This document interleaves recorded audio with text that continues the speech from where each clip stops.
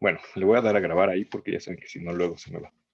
Entonces, lo que vamos a ver hoy, o de lo que vamos a hablar hoy, es de Maestro Eckhart, que es un autor de la Edad Media que vivió entre los siglos 13, 14, nace como a finales del siglo XIII y muere en 1328, ¿no?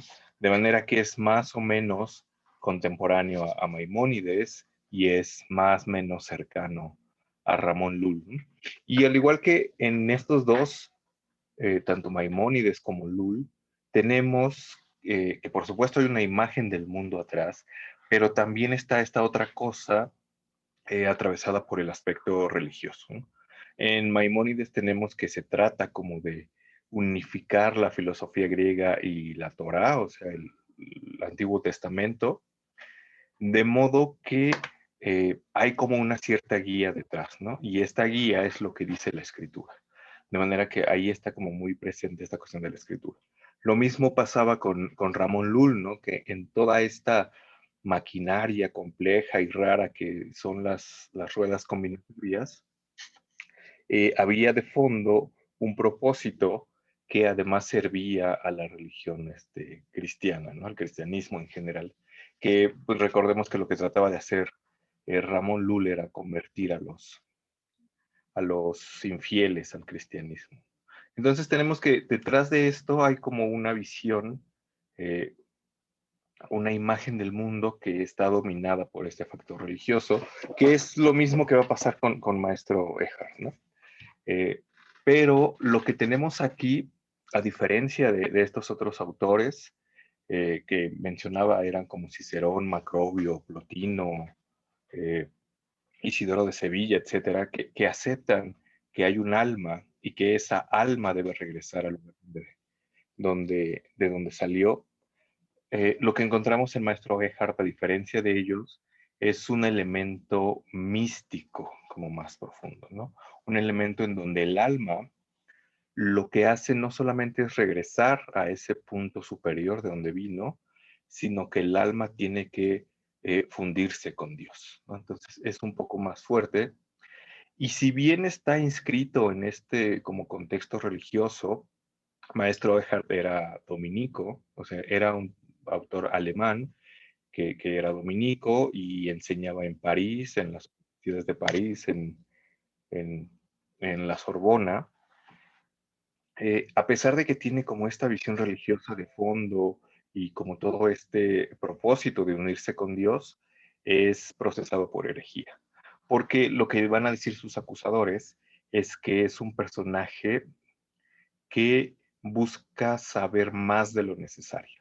Y no solamente eso, sino que trata de enseñárselo al vulgo, ¿no?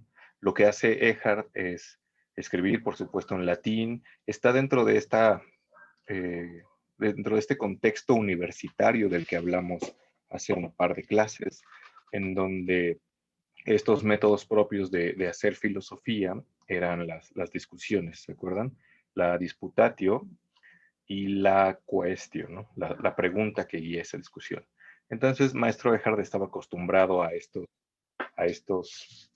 eh, procedimientos, pero también un poco más avanzado como en su desarrollo, lo que hace es escribir sermones. Y estos sermones, a diferencia de los otros textos que escribía en latín, los escribía en alemán porque estaban destinados como para el gran público, por así decirlo. Entonces, eh, no era algo que le gustara como a sus acusadores, porque como que veían esta cuestión como peligrosa o que tocaba cosas que no debían tocarse y además eh, las divulgaba como entre el pueblo, ¿no?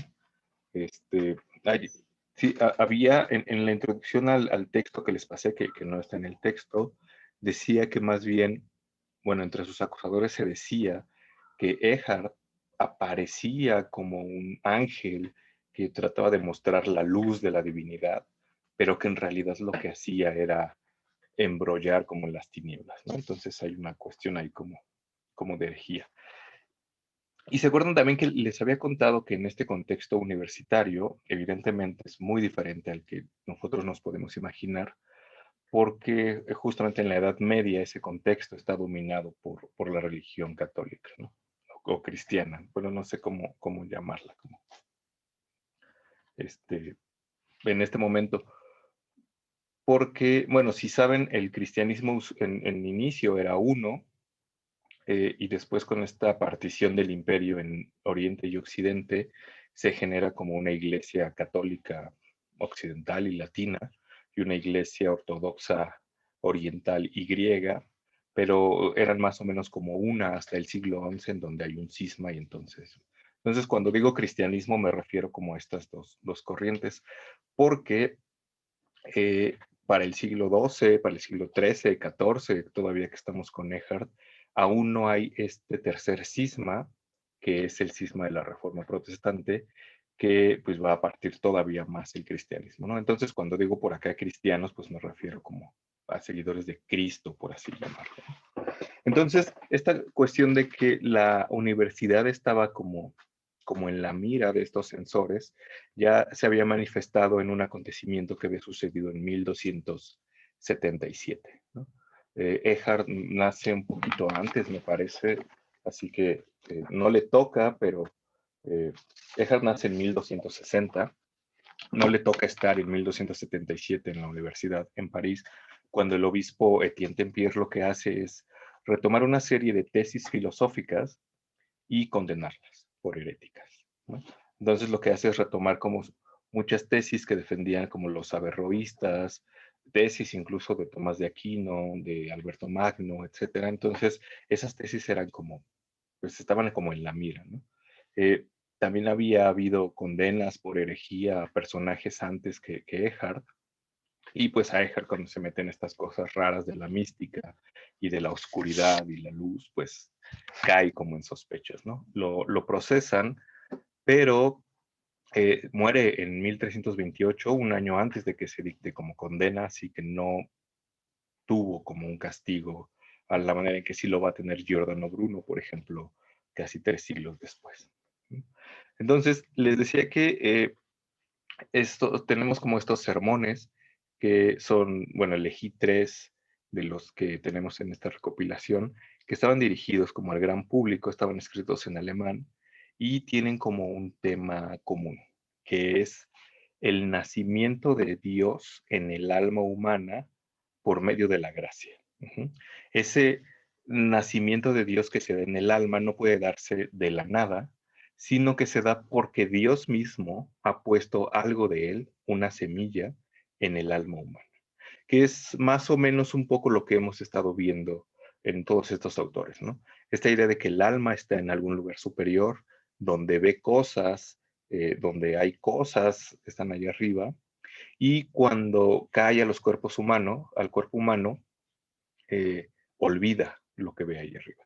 Pero ese olvido no quiere decir que no esté esa semilla dentro de ella, ¿no? Lo que trata de hacer en autores como Macrobio, como Cicerón, en el Himno de la Perla, es recordar que está ahí, ¿no?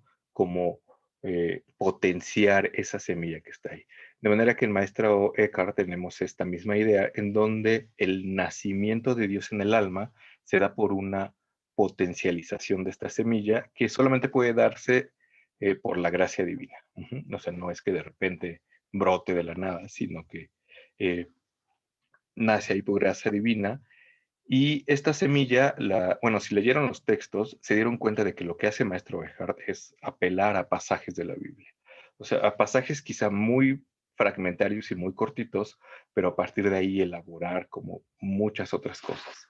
Esta cosa de que el alma humana tiene una semilla de Dios dentro de sí, eh, o tiene, como dice en el segundo sermón que tenemos, la imagen de la divinidad grabada dentro de sí, lo toma de este pasaje de Génesis 2, en donde dice, Dios creó al hombre y a la mujer a su imagen y semejanza, ¿no? Entonces, como está creada a su imagen y semejanza, hay algo de Dios dentro de esta alma. También equipara al alma con un templo. Para eso retoma este pasaje de los evangelios, no recuerdo qué evangelio es, en donde, me parece que es Lucas, donde Cristo expulsa a los mercaderes del templo, ¿no? Que es muy famoso ese pasaje. O sea, está por supuesto, están las escrituras, hay películas, hasta hay memes de cómo Cristo expulsa a los mercaderes. Y lo que dice el maestro Eckhart es que el templo es el alma, o el alma es como este templo en el que Dios quiere entrar. Por supuesto es Dios en la imagen o en la persona de Jesucristo, pero expulsa a los mercaderes porque los mercaderes representan toda esta cuestión material. Y no solamente la cuestión material, sino una cuestión incluso viciosa, por así llamarla, ¿no?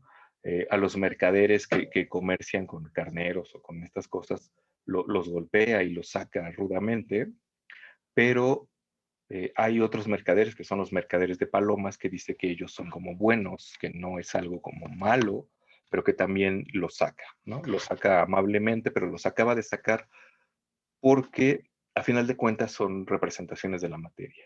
Y Dios no puede estar en el templo sino Él solo. Y para que esté Él solo, tiene que salirse todo, ¿no? Tiene que quitarse del alma todo. Entonces, ya desde este punto es una cosa como muy fuerte, ¿no? Tenemos en esta idea donde hay una escala de la naturaleza que en el punto más alto tiene a Dios y en el punto más bajo tiene la materia, teníamos dos maneras como de ver esta escala, y sobre todo el punto más bajo que era el de la materia. Y les decía que una era la visión positiva, en donde el peldaño de la materia se veía como un trampolín para subir, y otro donde el peldaño de la materia, en tanto que era el más bajo, se veía como despreciable y había como de rechazarlo. En realidad las dos posturas tratan de separarse de ese nivel material, pero un poco la diferencia está como en la actitud hacia esta cuestión material. Lo que pasa con Maestro Eckhart y con este ejemplo de sacar a los mercaderes del templo, que es el alma, es precisamente adoptar un poco esta postura negativa en torno a la materia, ¿no? Todo lo que es material, todo lo que tiene que ver con apegos, todo lo que tiene que ver con vicios, etcétera, debe sacarse del alma si es que se busca que esta alma se una con Dios, ¿no? Y entonces, cuando esto sucede, lo que pasa en el alma o lo que pasa en ese templo es que Dios puede abarcar la totalidad de ese templo, ¿no? Si hay algo más en ese templo, Dios no estaría como en la totalidad del templo, pero al estar vacío, Dios podría abarcar todo. De ahí que de repente haya una identificación entre vacío o nada y Dios. En el templo no hay nada, pero no es que se quede vacía sin nada, sino que en ese momento está Dios, pero que en ese momento tampoco se ve nada, ¿no? Más que Dios. Entonces empieza a ser ahí una cosa complicada.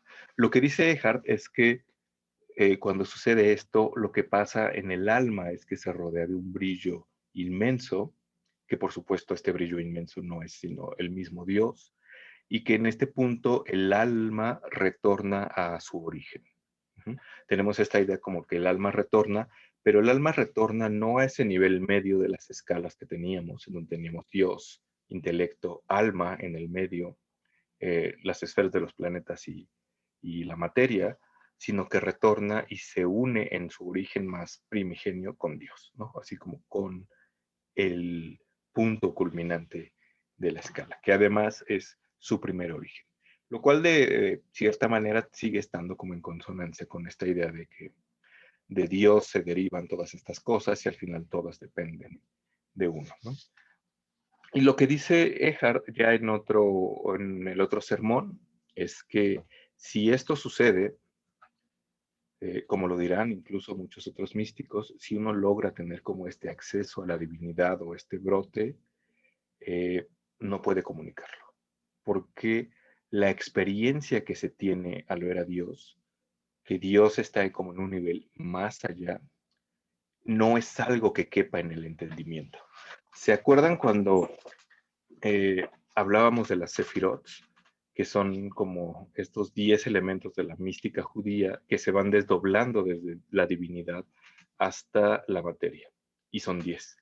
Las 3 primeras corresponden a la divinidad, mientras que las 7 de abajo corresponden a la materialidad y por ello mismo eran identificadas con los 7 planetas.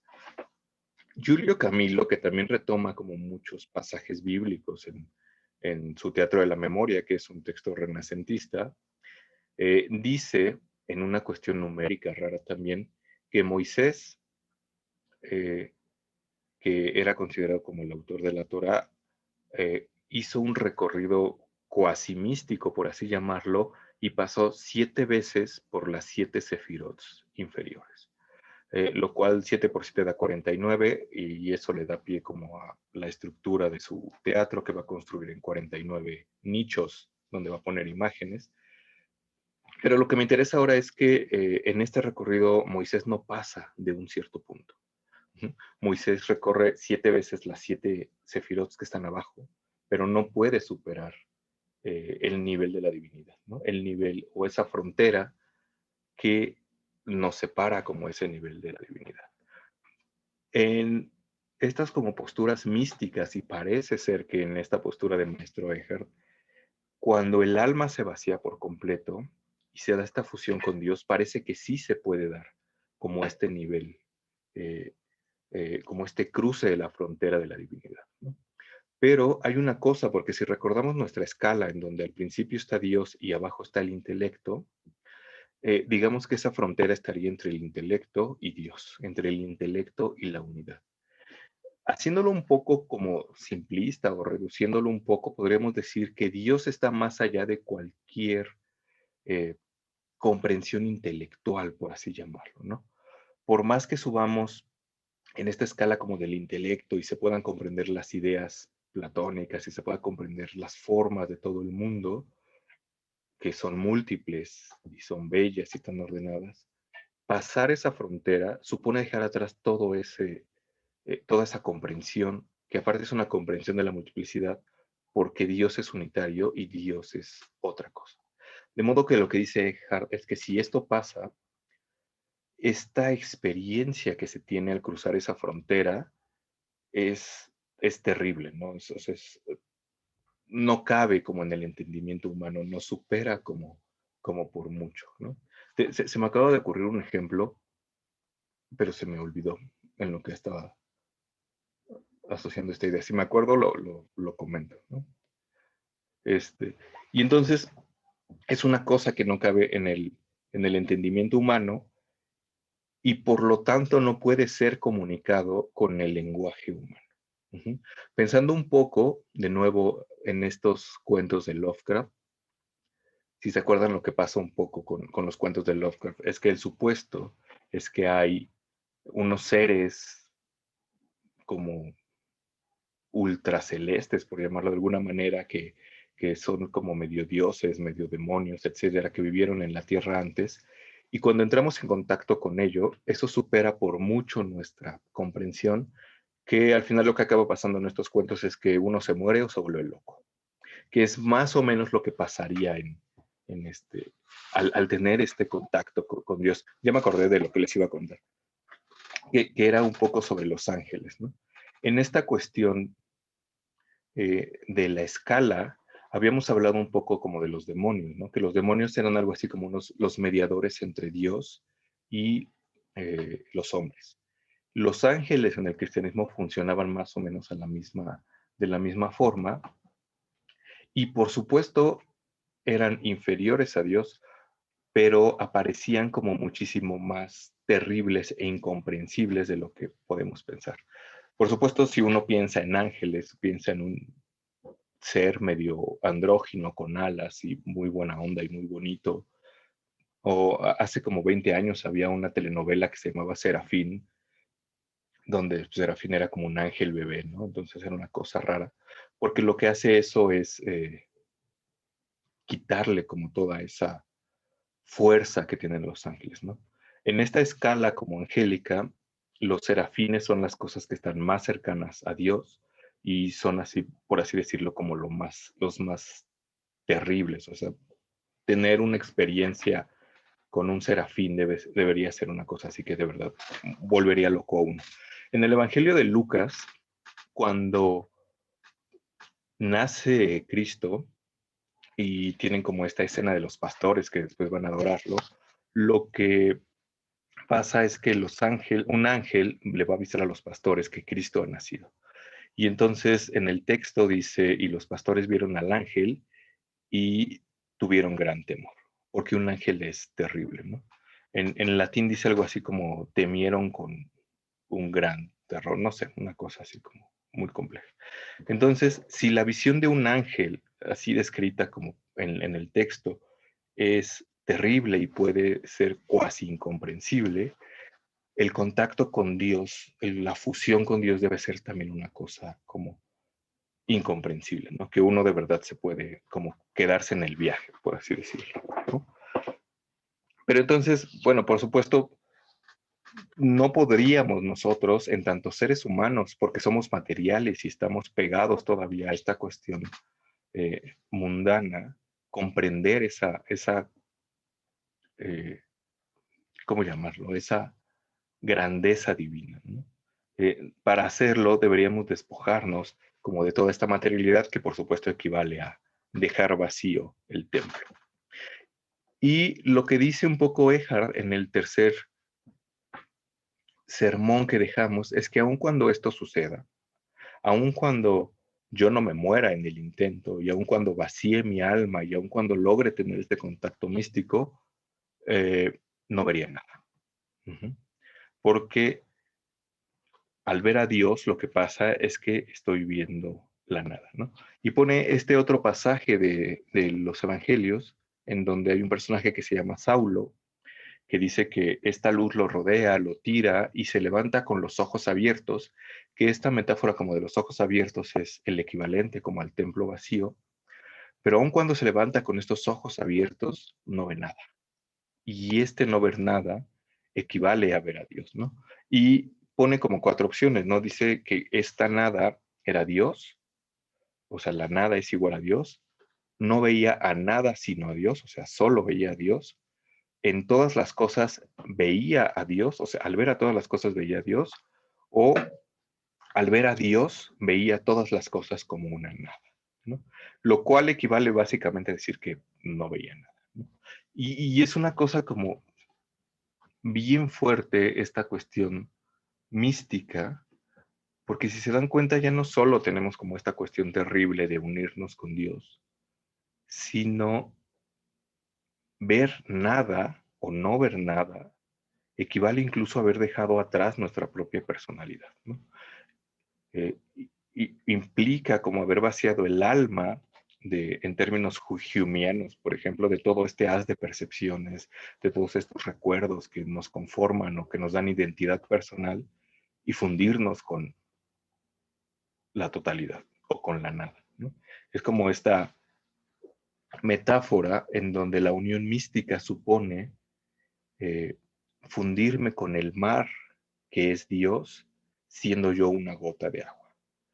Por supuesto que al fundirme con Dios formaré parte de Dios y seré uno con Dios, pero habré perdido la individualidad que tenía cuando era una gota de agua.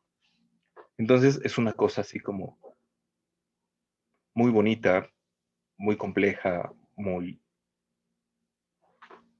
difícil, porque es una cosa que no cabría de verdad, así como en la mente humana, ¿no? Que es una cosa que tienen como todas estas cuestiones místicas, ¿no?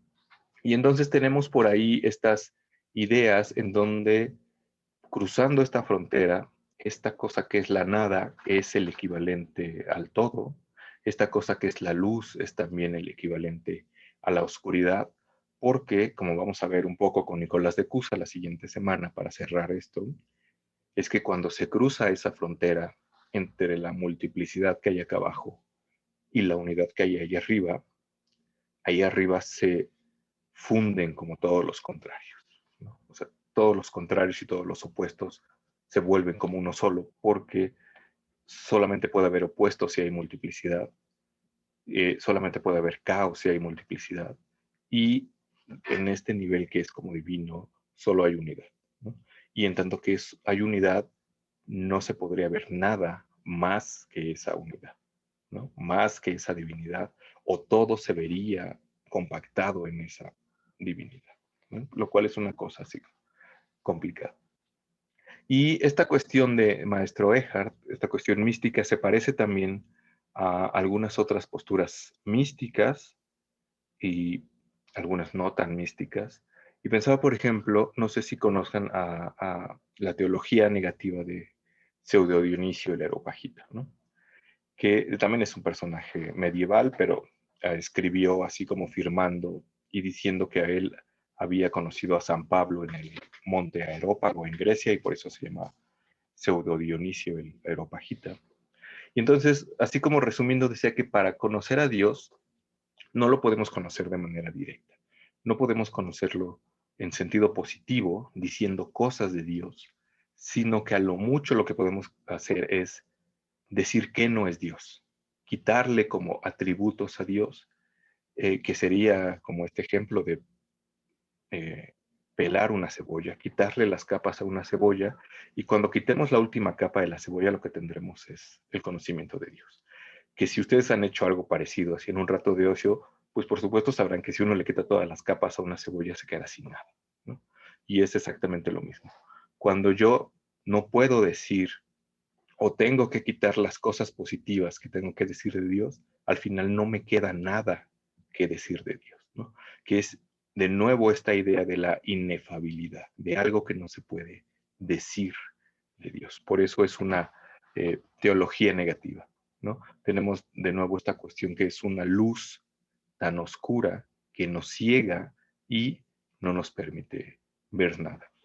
Un autor ya del siglo XVI, como lo es San Juan de la Cruz, también va a retomar esta cuestión mística y de unión con Dios en su poema de La Noche Oscura, en donde encontramos este otro matiz, otro componente de la mística que es el erotismo, porque lo que se trata de buscar es como al ser amado, ¿no? Aquello con lo que uno se quiere fundir, que por supuesto a final de cuentas es Dios, es el ser amado, ¿no?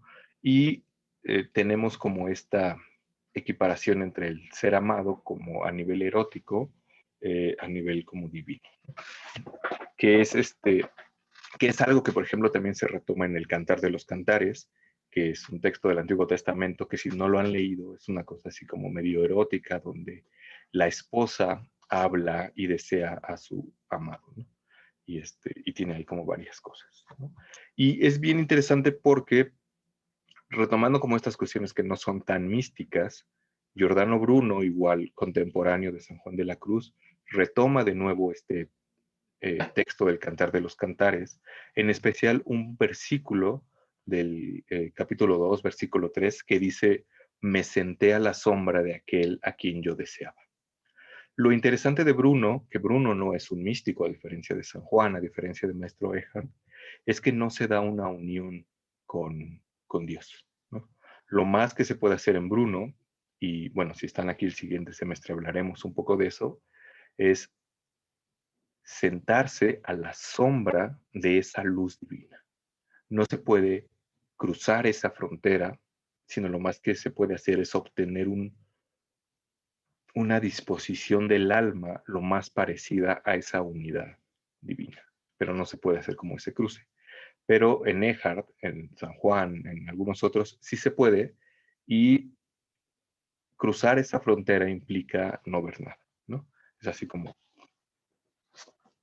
complicado. Entonces, por supuesto, bueno, no sé qué tanto conozcan como del budismo, pero esto se relaciona o tiene que ver un poco con el budismo, al menos como en estos principios fundamentales, porque entre las cuatro nobles verdades del budismo está que todo es sufrimiento en este mundo, pero la segunda noble verdad dice que el sufrimiento está causado por el apego, ¿no? Y las otras pues ya tienen que ver con el camino. De manera que si uno se desapega de las cosas materiales, por supuesto, y se desapega de su yo, a lo que llega es al nirvana o a la iluminación, que equivale en varias corrientes del budismo a llegar a la nada o a llegar al vacío, ¿no? Entonces, por eso se decía que hay interpretaciones que dicen que el budismo es una religión atea donde no hay un Dios, porque no es que uno se trate de fundir con Dios, como quizás sí aquí con Eckhart, sino que uno lo que trata es de llegar al vacío absoluto, ¿no? Que es una cosa así como muy fuerte de nuevo. Pero bueno, básicamente eso era lo que quería rescatar de Maestro Eckhart. No sé si hasta acá tienen eh, preguntas, comentarios, alguna perplejidad en torno a la mística.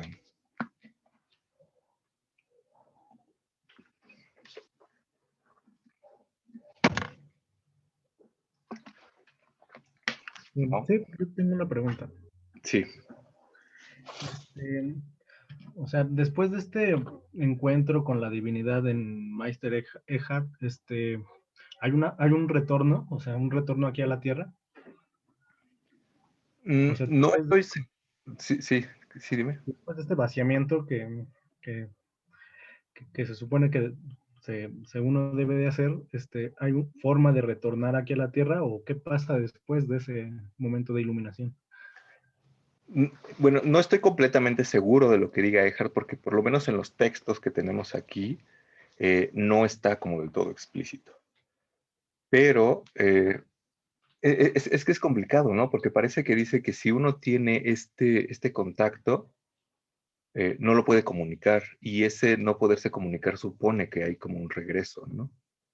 Eh, pero, y de nuevo, la idea como de fundirse con Dios y de vaciarse y ser uno con Él y regresar a su primer origen, parece suponer que no hay como un regreso, ¿no? Entonces, no estaría como completamente seguro, porque aquí parece que hay como las dos posibilidades. Creo que habría que rascar un poco más en otros textos, pero no sé, me parece como una buena pregunta, ¿no? Porque lo que pasa, por ejemplo, en este pasaje donde Pablo, bueno, hay un pasaje en los Evangelios o en los Hechos de los Apóstoles donde se cuenta que Pablo fue raptado hacia el tercer cielo y regresó. Y lo que hace un poco Maestro Eckhart, sobre todo en el tercer sermón que tenemos aquí, es basarse en ese pasaje, ¿no?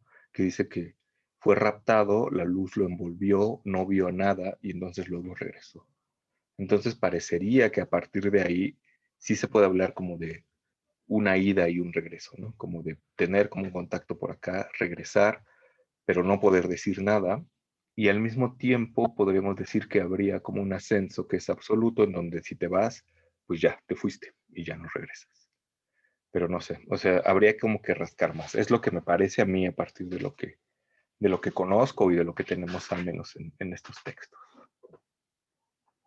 O sea que nos quedamos más o menos igual. Está bien, gracias. Nada. Federico García dice, Maestro Eckhart decía algo muy bonito de que cuando haces eso, vuelves a quise lo que fui y fui lo que quise, que llegas a un nivel en que las moscas y los ángeles son como iguales.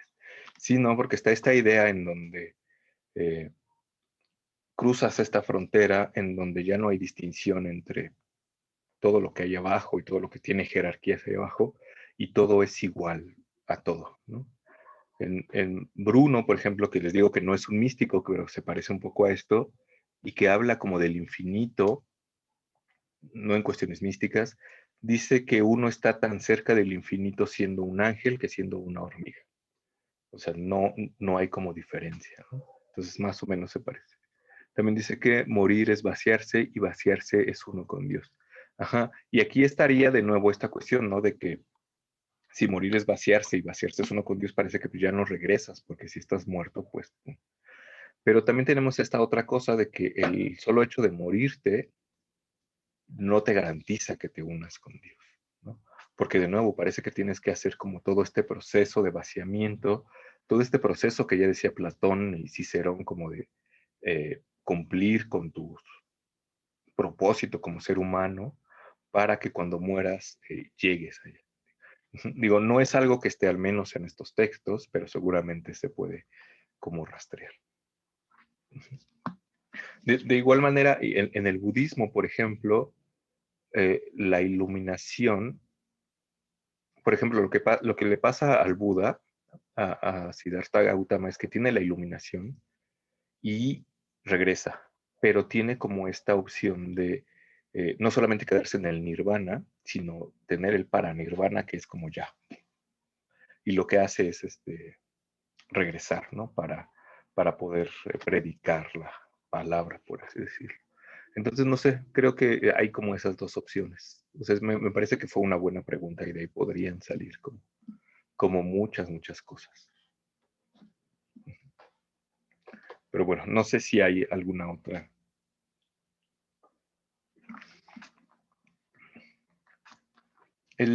Les subí, bueno, es que cada que hablo como de cosas así, me acuerdo de un cuento de Amado Nervo que se llama El Castillo de lo Inconsciente, que es un texto chiquito, como de 3 o 4 páginas, que lo escaneé y lo subí hace rato a la página, al Facebook, porque un poco lo que cuenta Nervo en este cuento, valga la redundancia, es que hay un personaje que ve un castillo muy hermoso a lo alto como de unas montañas y quiere llegar.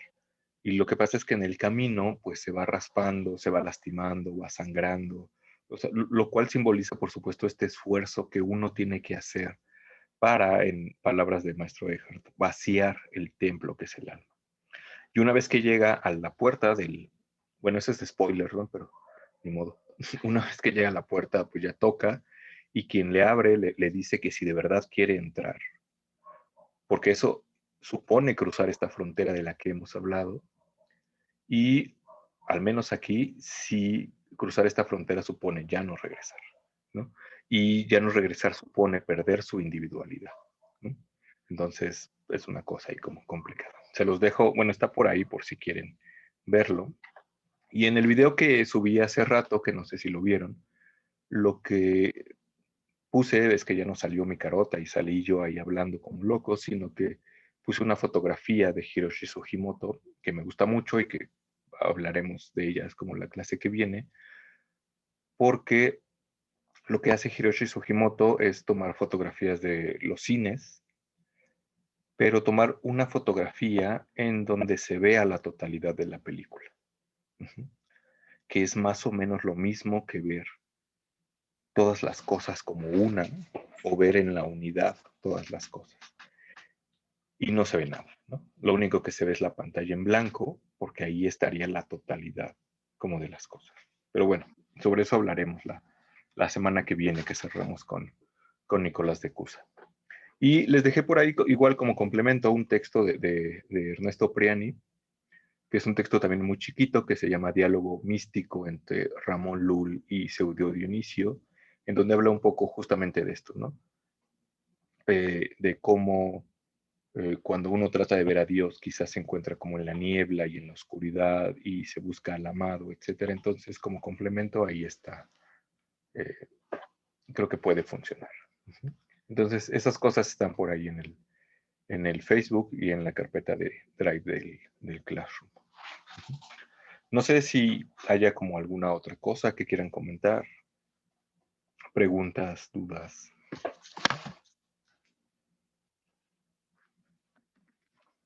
¿No? Bueno, si no, hasta aquí lo dejaríamos con esta cuestión mística, que por supuesto nada más era así como un pequeño repaso, una pequeña eh, como vista panorámica de lo que hay. Si no hay nada, no sé si alguien quería como comentarnos de qué va su trabajo o les dedicamos al final las 2 sesiones que quedan a eso. Así que si alguien quiere comentar es el momento y si no, pues hasta acá lo dejaríamos.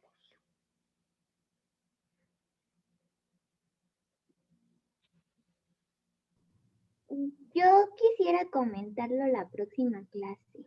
Ok, bueno, Aline y Darien ya se apuntaron para la próxima clase. Pues bueno, de todos modos, yo les decía que intuía que hoy nadie iba a querer comentar porque es lo que siempre nos pasa. La primera clase nadie comenta nada. Y usualmente todos se quieren como, o todos se juntan hacia el final. Federico dice que todavía no sabe qué hacer. Pues no sé, les decía que lo bueno, o lo que yo pensaba que era bueno de hacer las entradas en el blog, es que podían agarrar de verdad cualquier cosa que se les ocurriera y tratar de relacionarlo con el tema de la clase, ¿no? Podrían hacer una comparación entre ese capítulo de Los Simpson donde hablan de la rosa y la pestosa con, no sé, con el lenguaje en Lul o el lenguaje en la cábala. De verdad pueden hacer cualquier cosa que se les ocurra. eh, no hay problema, o sea, al contrario, esas cosas como que luego dan resultados muy interesantes, siempre y cuando se pueda relacionar con alguna cosa de la clase, ¿no?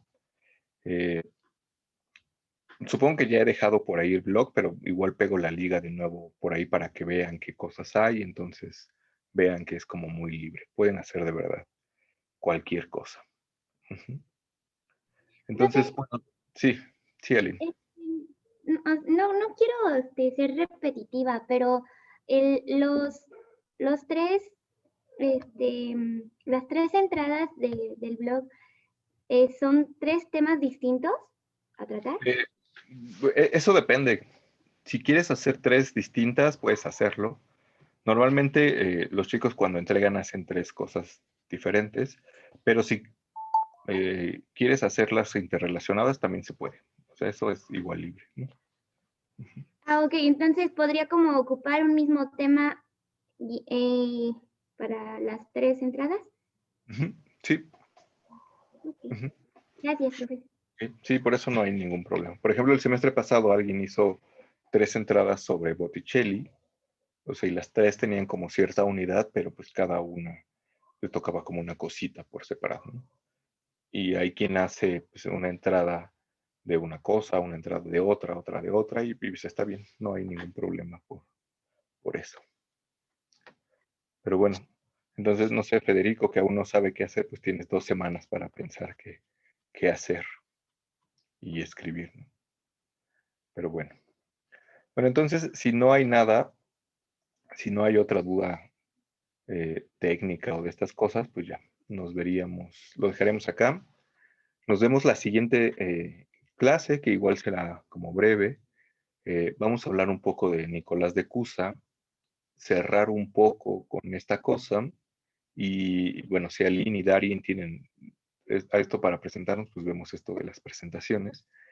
Y ya la última clase, pues haré como un comentario como súper final, así en 5 minutos, que espero que no se extienda a media hora, y pues ya nos dedicamos a ver los demás, ¿no? Por supuesto, ya saben que no es obligatorio que nos cuenten aquí qué están haciendo, pero pues eso vale 2 puntos, así que yo esperaría que sí nos cuenten, ¿vale? Bueno, entonces si no hay nada, muchas gracias por estar acá, muchas gracias por aguantar todavía hasta ahora y nos vemos el miércoles. Igual voy a subir como los textos y pues ya, ahí quedará todo. Muchas gracias. Gracias, profe.